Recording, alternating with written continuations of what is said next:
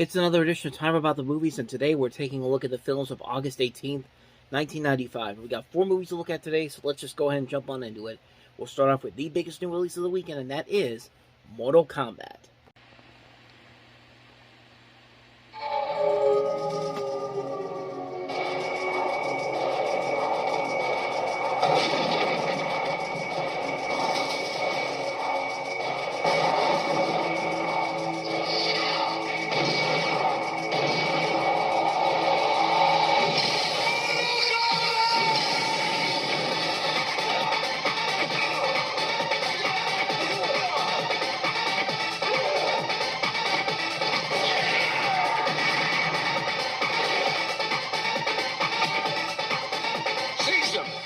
Come with me.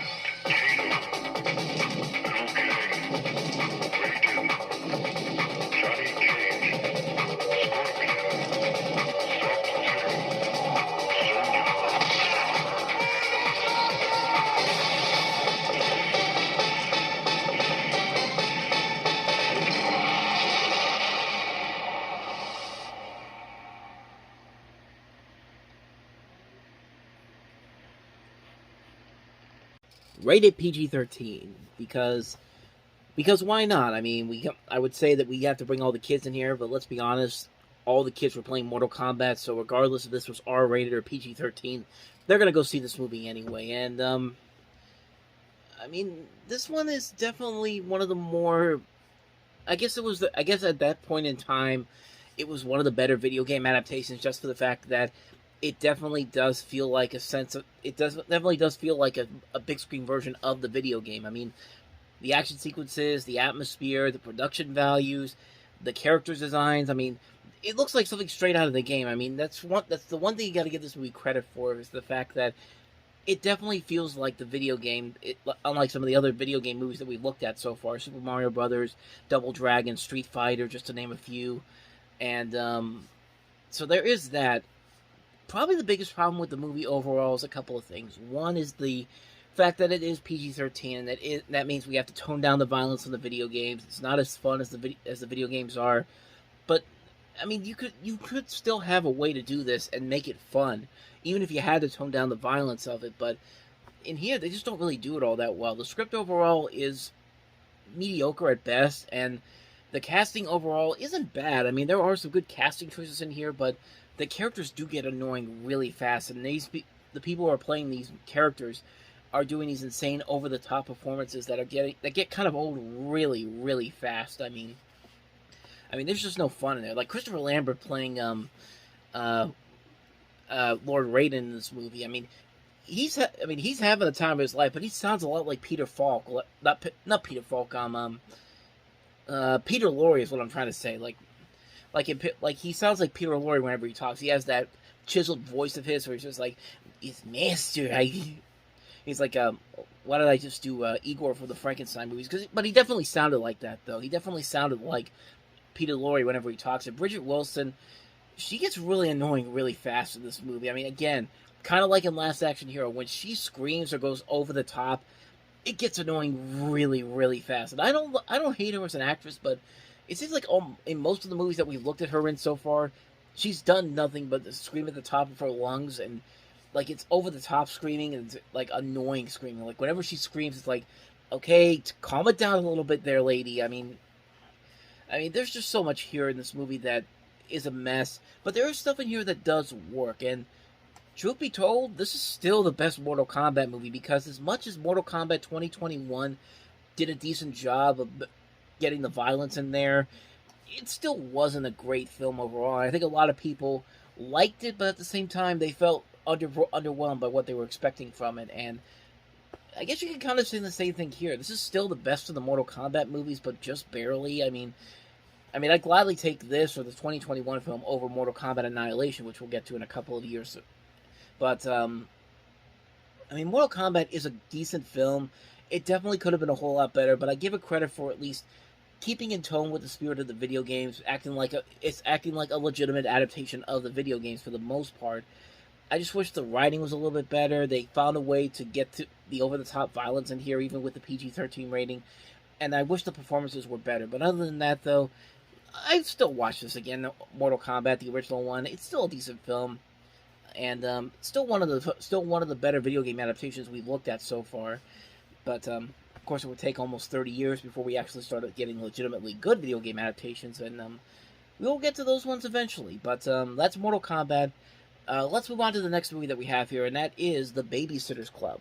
Hi, I'm Christy, and these are my friends. We're pretty tight. We even have our own club. Babysitter's Club, everybody knows us. That's because everybody uses us. I brought a little something for your little cousin. Where is he? Hi, I'm Luca, the little cousin. And you're? Your sitter, I guess. Are you gonna kiss her? But this summer, a lot is going on. Welcome to our camp! And it seems like a lot is changing. Dad? Yeah, Why are you here? I'm moving back. We're meeting different guys. Do you want to go to the movies with me tonight? Alan, get real. I am. Alan Gray likes you. Likes her? Or likes her? Trying to figure out some weird new feelings. Do you think I should have told him? What? I'm only 13. So? He's 17? That's ancient! Keeping a few secrets. Have you seen Mom? I don't want her to really know I'm here yet. And basically, dealing with life. I just can't believe you're only 13! Honey, look us outside. Tell her I'm not here. It's like you're not with us, Christy. I missed you. You don't care about me, and everyone who does care about me is mad at me. What is going on you lately? Yeah, you don't understand. Where is she? We have to find her. Christy's dad came back. We could never have known how the summer would turn out. But you know what? It's turning into a summer we'll never forget. From the pages of the best-selling books that have captivated a generation comes the movie about 7 devoted friends, one amazing club, We spent some of the best years of our lives in this place. and the extraordinary summer that changed them all. We're more than just a club. We're friends. Best friends. Nothing could ever change that. The Babysitter's Club. We're rich. We can almost buy a car. And in 5 years, we can drive it. So obviously, this is definitely not something in my typical in the age bracket that I should be watching this in. I mean, I was 6 years old when this came out, and I'm a boy, obviously. I'm a little kid at this time watching this movie, and it's one of those movies where it kind of sticks with you. Like, it kind of sticks with you if you actually saw it. I watched it again recently to get ready for this, and I gotta say, this movie actually holds up a lot better than I think this has any right to, because, you know, I'm obviously not a big fan of the books. I have watched a couple of the old TV series. I mean, that theme song for the TV series is so catchy. I can't put it on here because of copyright issues, but I saw a couple of episodes of the TV show, but then I saw the movie when I was a kid. And I remember kind of liking it. It was something that I shouldn't like it. It's not in my typical age bracket, but it does a pretty good job of adapting the stories to the books, of which I read later on. But it's a very good movie, and I think it works for a number of reasons. You have Melanie Mayron from 30 Something doing the direction on this. She brought up some of the people from 30 Something on here, including Peter Horton, who plays Christy's dad in this movie. You have Shyla Fisk playing Christy from Snow Day in Orange County, Rachel Lee Cook in one of her early film roles, Larissa Olniak from Secret World of Alex Mack, Bruce Davidson, Ellen Burstyn, Austin O'Brien from Terminator, Marla Sokolov, Kyla Pratt's in this movie as well. There's a lot of young talent in this movie, and they definitely show a lot of that talent in this movie. I mean, is it a great film? Not really. It's definitely... I think it's a nice comfort food movie, and it helps to have a nice soundtrack too. Like, I mean, you heard it in the trailer. You have "Cornflake Girl" by Tori Amos in there, "Good" by Better Than Ezra, and "Dreams" by the Cranberries, and just that soundtrack overall is just filled with so much '90s that I can't help but love it, man. I mean, I think it's a great soundtrack overall, but that's mostly because I like that music from the decade as well as the '80s as well. And like I said, the movie itself, it's a nice little film. It doesn't really do anything groundbreaking. It doesn't do anything unique or different. But it's a nice comfort food movie. Like, if you go into it with the right mindset, if you go into it thinking that, if you go into it with a good mindset of, this might be something interesting, you might actually get something out of it. Like, I think the people who know these books very well definitely do like it a lot. But even if you're not a big fan of these books, I think you can find a lot to enjoy in this movie. I mean, there's a lot of good writing in here. The acting is very good overall. It's a nice comfort food movie. It doesn't do anything groundbreaking, but it's, at the same time, it's a nice little film that if you find it somewhere and you actually watch it, you do actually get a lot more out of it than I think a lot of people would have expected from a movie like this. So that's just my personal thoughts on it. So that's The Babysitter's Club. Let's move on to the next movie that we have here, and that is Bryan Singer's The Usual Suspects.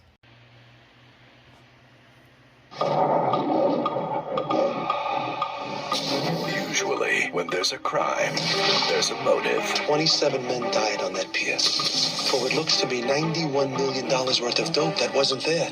And when there's a lineup, there's one real suspect.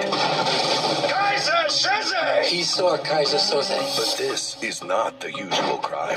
And these are not the usual suspects. This whole thing was a shakedown.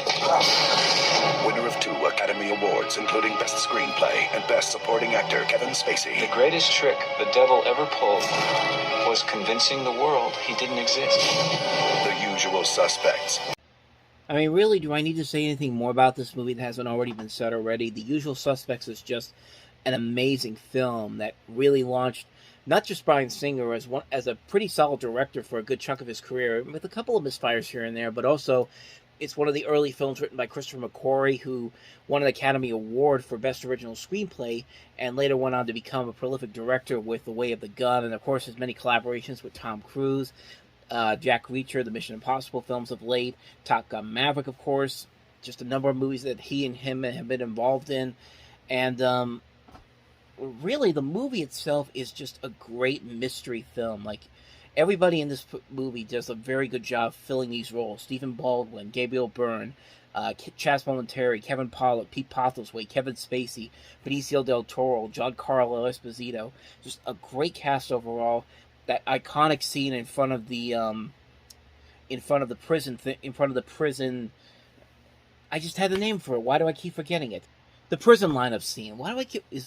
I don't know why I couldn't figure that out, but that prison lineup scene is just so synonymous now. It's a moment that everyone knows the line, "Give me the keys, you cocksucking motherfucker." I mean, the way they're saying that line, the fact that that was entirely improvised. I mean, Stephen Baldwin's reaction alone is absolutely worth the price of admission. And you know, Kevin Spacey, who ends up playing a critical part in this movie, he won an Academy Award for Best Supporting Actor, rightfully deserved too. I mean, I'm not gonna say the big twist and everything, but I think you can kind of figure it out if you've seen little bits and pieces here and there. But really, there's nothing more I can say about this movie that hasn't already been said. It's such a brilliantly made film, a fantastic film.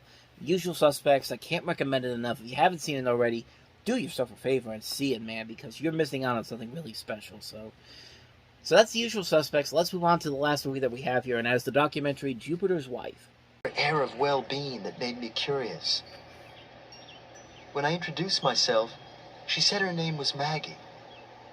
Then she calmly said that she'd been expecting me, that she had extrasensory perception, and had been communicating with me for several days.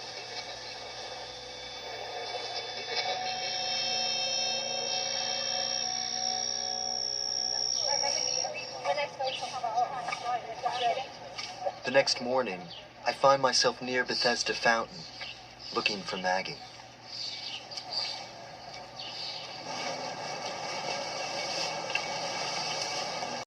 So while working on a documentary, this director, Michael Negroponte, encounters a homeless woman in Central Park who claims to be Robert Ryan's daughter.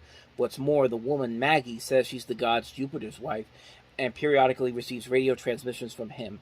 Intrigued, this director abandons his old project and starts interviewing Maggie. The result, after 2 years, is a film that attempts to separate fact and fiction and reconstruct the fascinating real life of this endearing, eccentric woman. That's pretty much all I know about this movie. I haven't seen it, but that really is all I know about this film, because if you go on Wikipedia, there's nothing there for it. I had to go to Google, actually, to figure out what the premise of this was, but and that clip there I got from Apple TV website, and it definitely shows some promise there, but that's really all I can add to it because I haven't seen it. I can't really say too much about it, so yeah. So that's Jupiter's Wife, came out this weekend, and that'll wrap this one up.